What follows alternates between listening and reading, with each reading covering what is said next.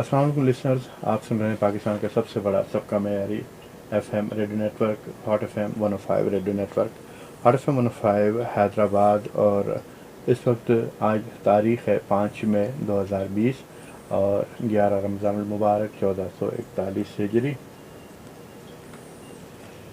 Programme health show है। Health show में आप सबको दिल की गहराइयों से खुशामदीद कहते हैं। आज जैसा कि आप जानते हैं पूरी दुनिया में दमा के हवाले से आलमी दिन मनाया जा रहा है और इस बार दुनिया के जो हालात हैं उसको देखते हुए दमा के आलमी दिन को कोविड-19 से जोड़ा गया है और इस हवाले से मालूमात फैलाई जा रही है। हॉट एफएम 105 ने भी कोशिश की कि इस हवाले से अपने लिसनर्स में अवेयरनेस पैदा करने के लिए अपने प्रोग्राम हेल्थ शो में एक माहिर डॉक्टर को बुलाकर उनसे मालूम किया जाए कि दमा क्या है, उसकी वजूहात क्या हैं, उसका इलाज, अलामात, सारी जो भी तफसीलात हैं आप तक पहुंचाई जाए। फिर उसका कोविड-19 से ये जो वायरस चल रहा है कोरोना, इसके हवाले से क्या ताल्लुक़ बनता है, इस हवाले से भी हम चाहते थे कि आपसे बात हो। इसके लिए हमने हैदराबाद के इंतहाई मारूफ, मशहूर और नहायत काबिल डॉक्टर साहब को ज़हमत दी कि वो यहाँ तशरीफ़ लाएँ। डॉक्टर ज़ीशानुल हक साहब हैं। आप असिस्टेंट प्रोफेसर हैं बिटाई अस्पताल के, member of American college of physicians, member of American society of nutrition, member of European society of gastro endoscopy. ये प्रोग्राम आपकी खिदमत में पेश किया जा रहा है और कीज़ी फार्मा की जानिब से कीज़ी फार्मा ने ये प्रोग्राम अरेंज किया और हम तक पहुँचे और हमने ज़हमत दी डॉक्टर साहब को। डॉक्टर साहब से बात करते हैं। डॉक्टर ज़ीशानुल हक हमारे साथ मौजूद हैं। अस्सलाम वालेकुम डॉक्टर साहब। वालेकुम अस्सलाम। डॉक्टर साहब, हम आपको खुशामदीद कहते हैं कि थैंक आप यू सो आज मच। तशरीफ़ लाए हॉट एफएम 105 के लाइव स्टूडियो में।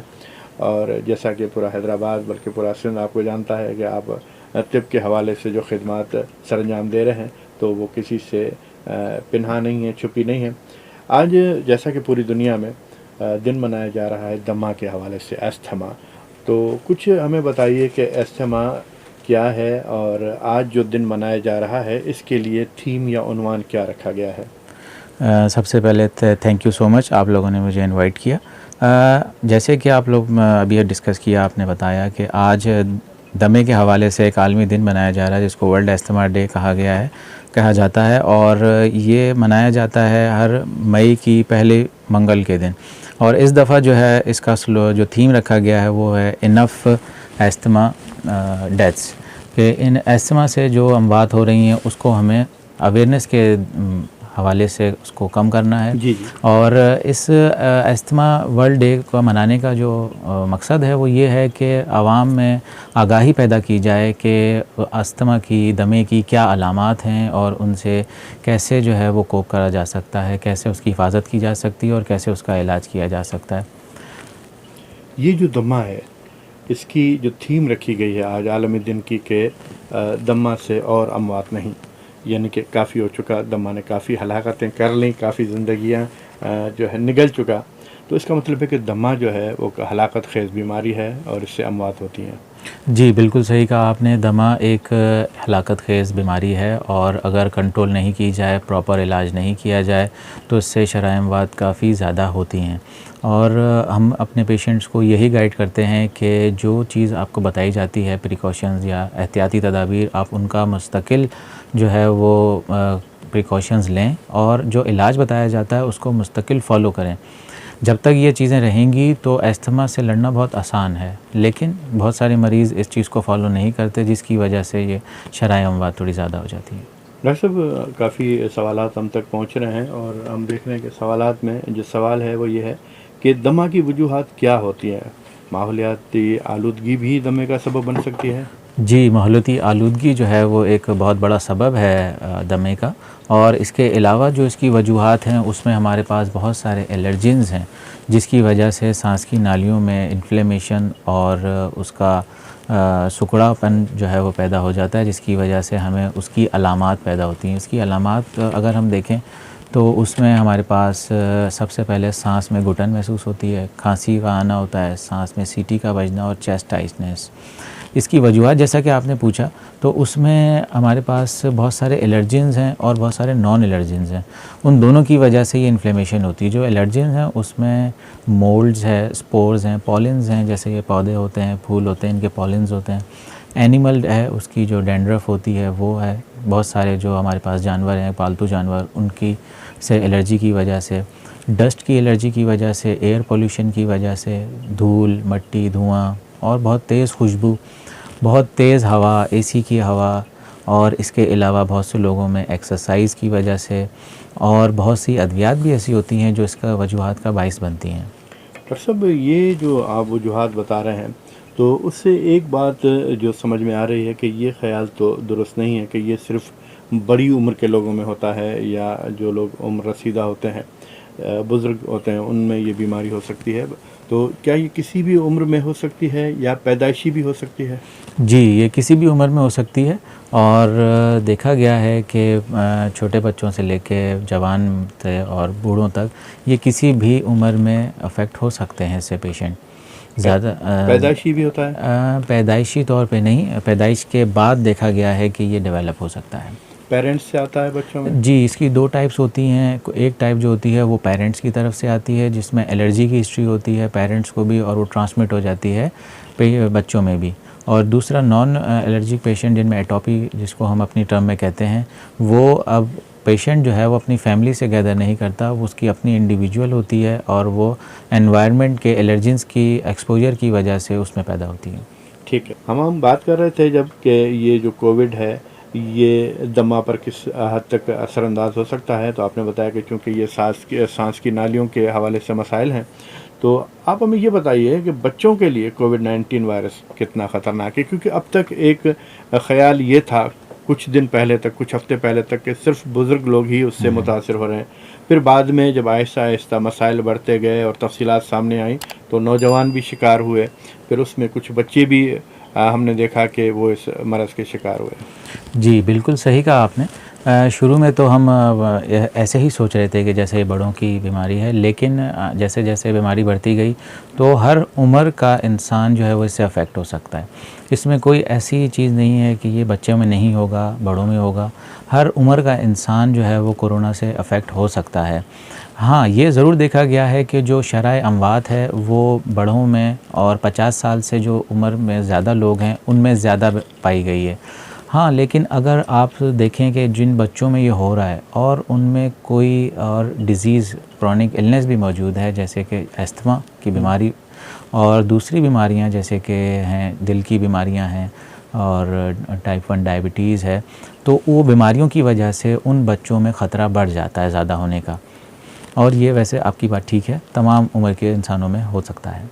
ठीक है, तो इसमें ख़ास तौर पर बच्चों को बचाने के लिए क्या किया जा सकता है? एक तो जो आजकल बहुत मशहूर नई टर्म्स भी आप देखें ना, कि जब दुनिया में कोई नए मसाइल पैदा होते हैं या नए वसाइल पैदा होते हैं, तो दोनों में टर्मिनोलॉजी भी तब्दील होती है। जी सर, ऐसे किसी ही। ज़माने में वायरस जो है वो इंसानों को बीमार करता था, वायरस कंप्यूटर को भी बीमार कर देता है, मोबाइल को भी बीमार कर देता है। तो इसी तरह तो बच्चों के हवाले से जब हम बात करते हैं तो हम बच्चों को किस तरह बचा सकते हैं इससे?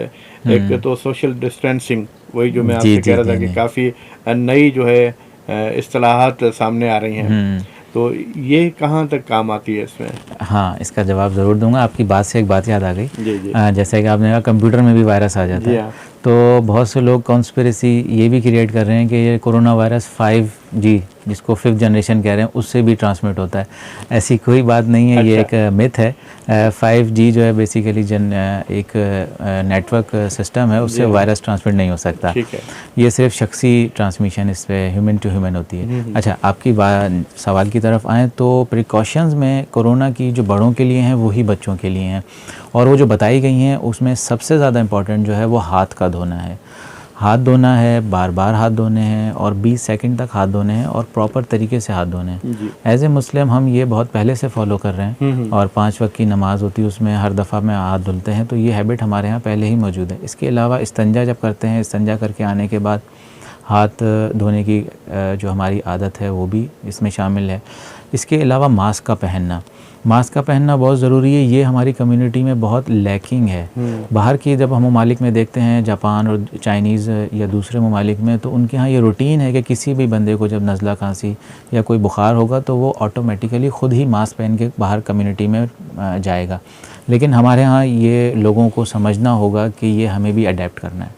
सिर्फ कोरोना ही नहीं, दूसरी तमाम बीमारियों के लिए हमें ये एहतियात ज़रूरी अपनानी है कि जब भी नज़ला खांसी हो हमें मास्क पहन के बाहर निकलना है। और जबकि अब ये कोरोना का सीज़न है तो हमें ख़ुद भी मास्क पहनना है अगर हम बीमार नहीं हैं तो। इसके अलावा सोशल डिस्टेंसिंग, जिसको एक हम कहते हैं उर्दू में शख्सी दूरी, एक ख़ास दूरी पे जो है वो हमें एक इंसान से दूसरे इंसान पे रहना है, ताकि अगर वो छींके या खांसे तो वो वायरस हमारे को ना लगे, जिसमें तकरीबन 6 फीट या 2 मीटर का फ़ासला बताया जाता है।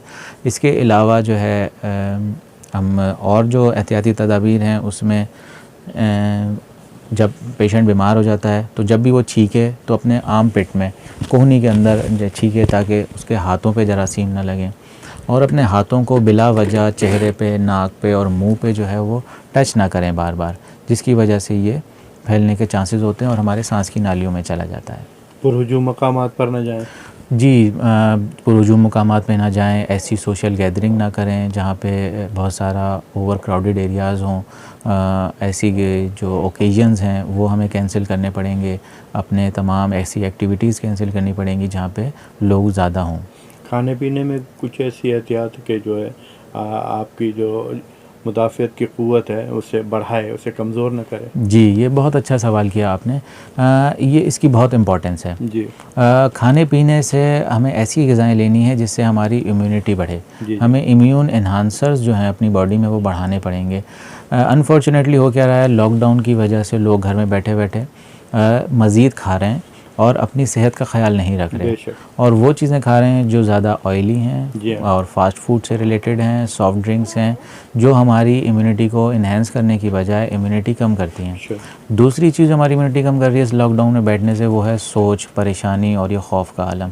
इन तमाम चीज़ों में हमारी इम्यूनिटी कम हो जाती है। अब आपके सवाल की तरफ कि ऐसी क्या ग़िज़ा हो कि हमारी इम्यूनिटी बढ़े, तो उसके लिए सबसे पहले जो है वो हमें फ़्रेश फ्रूट्स, जितने भी ताज़ा फल हैं वो हमें लेने हैं, उनका जूस जो है वो हमें पीना है। फ़्रेश वेजिटेबल्स, ताज़ा सब्ज़ियां हैं, उनका सलाद बना के हमें खाना है। मीट एक मुनासिब मिक़दार में लेना है, बहुत ज़्यादा नहीं, बहुत कम नहीं।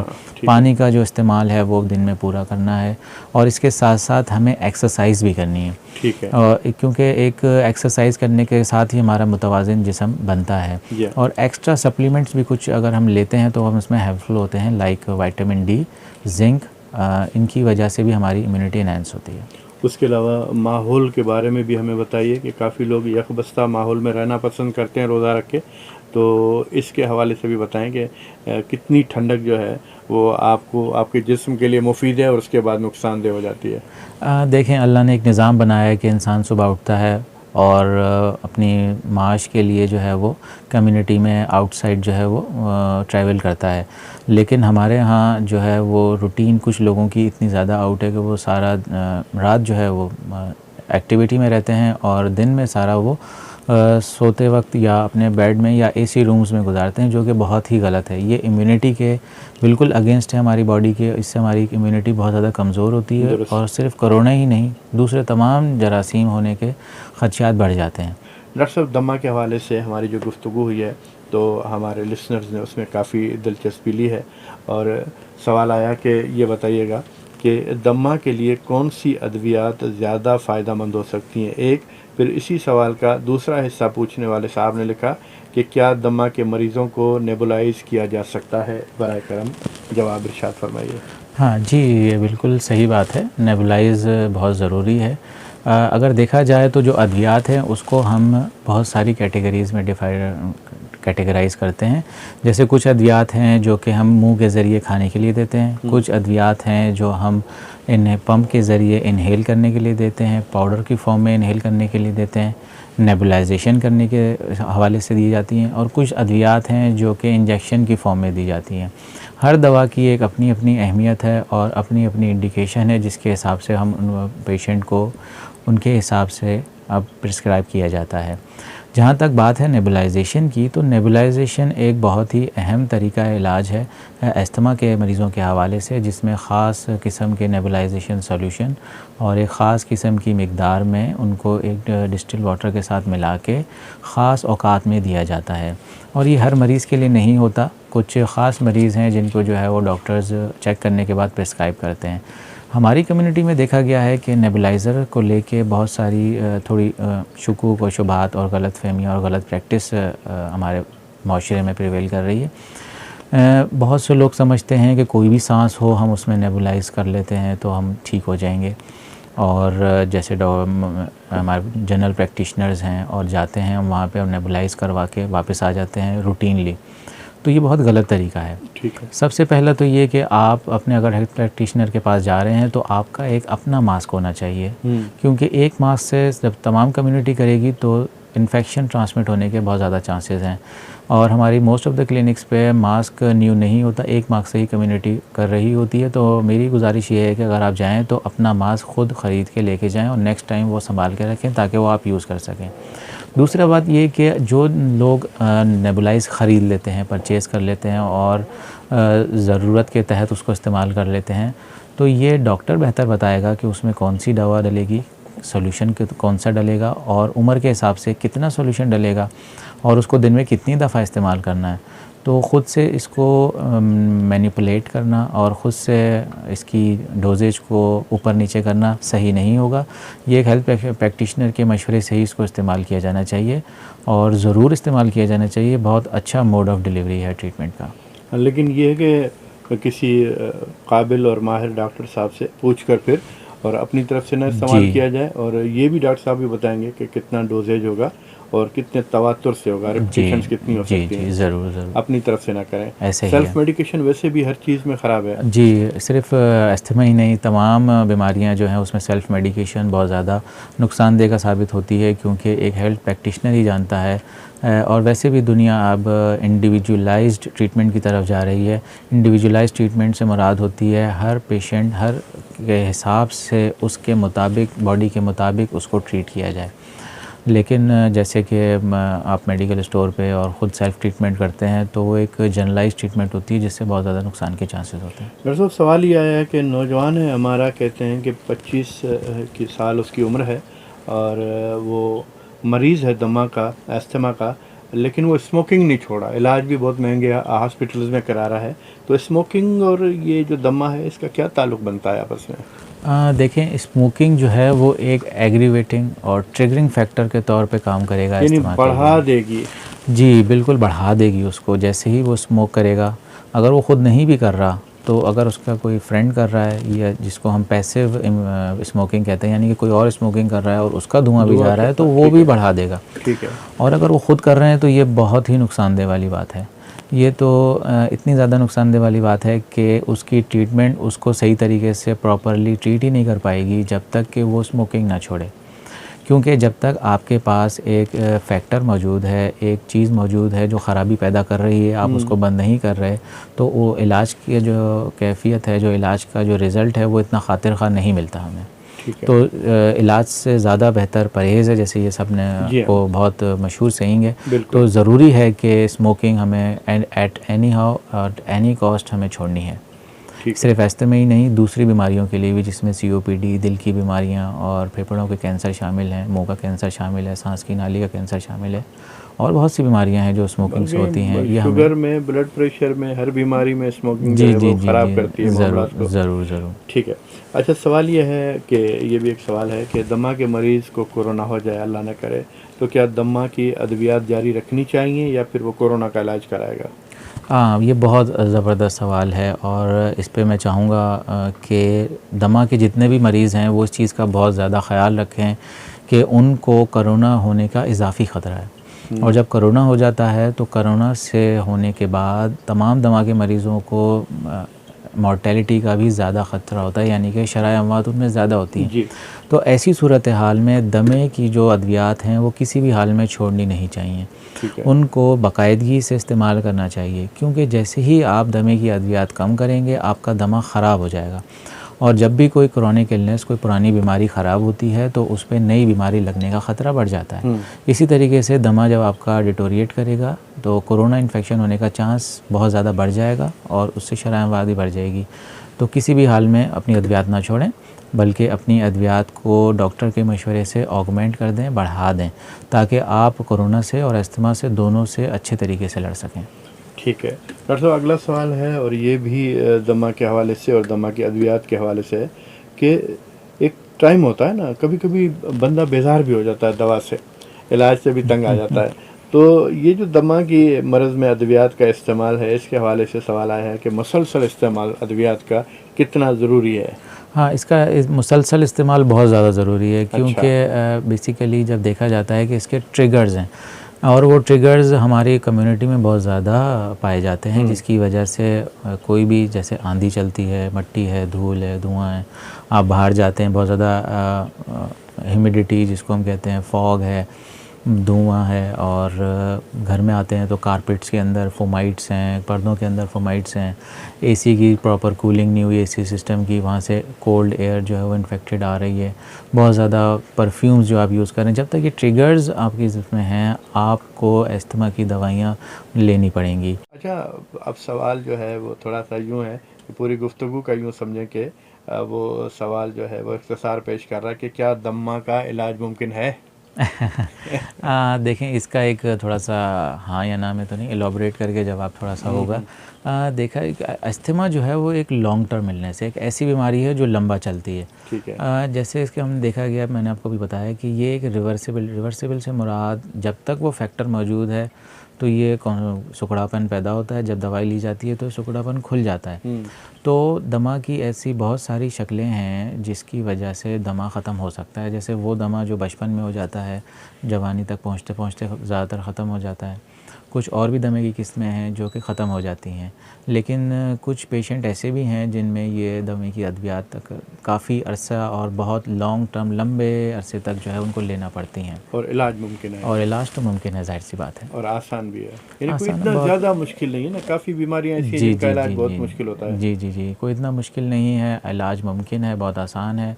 बस परहेज़ की और उन ट्रिगर्स की जो रिस्क फैक्टर्स हैं उनसे जो है हमें बचना ज़रूरी है, और जो डॉक्टर ने हमें अद्वियात प्रिस्क्राइब किए हैं उनका लेना बहुत ज़रूरी है। ठीक है, जैसा कि आपने बताया कि इलाज मुमकिन है, हो सकता है, आसान है, तो अब जो सवाल है वो ये है कि कोरोना दमा के मरीज़ के लिए किस हद तक ख़तरनाक है और क्या एहतियात बरती जा सकती है? यानी सवाल के दो हिस्से हैं। ख़तरनाक कितना हो सकता है जी। और एहतियात जो है वो क्या होनी चाहिए? पहले जवाब दूंगा ख़तरनाक कितना है। तो एक आम आदमी के बनिस्बत दमा के लिए कोरोना वायरस बहुत ज़्यादा ख़तरनाक है। इसके भी दो पहलू हैं। एक पहलू ये कि ख़तरा इस हवाले से भी ज़्यादा है कि उसको लगने का ज़्यादा चांसेस हैं।